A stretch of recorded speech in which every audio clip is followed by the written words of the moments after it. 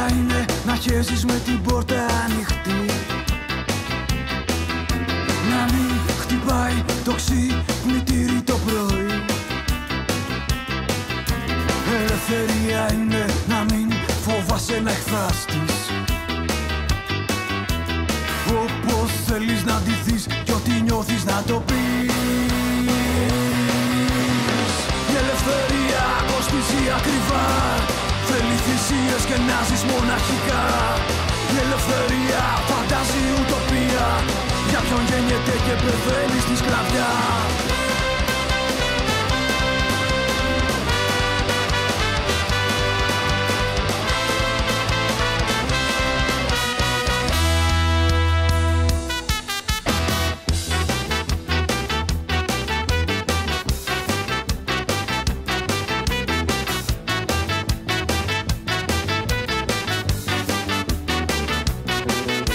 Ελευθερία είναι να μην πουλάς, μη σε πουλάνε, κι όσοι λένε πως αγαπάνε να αλλάξεις μη ζητάνε, κι ας είσαι διαφορετικός. Ελευθερία είναι να περπατάς χωρίς ντροπή,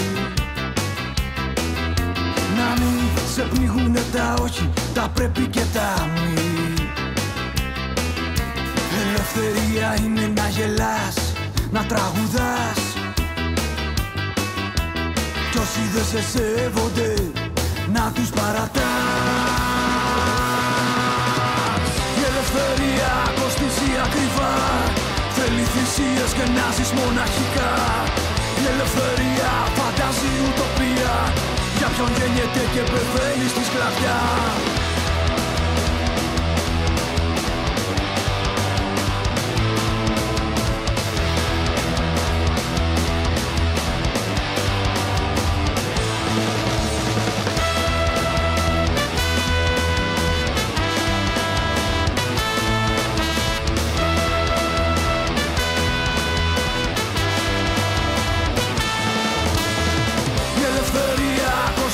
Ακριβά, θέλει θυσίες και να ζεις μοναχικά.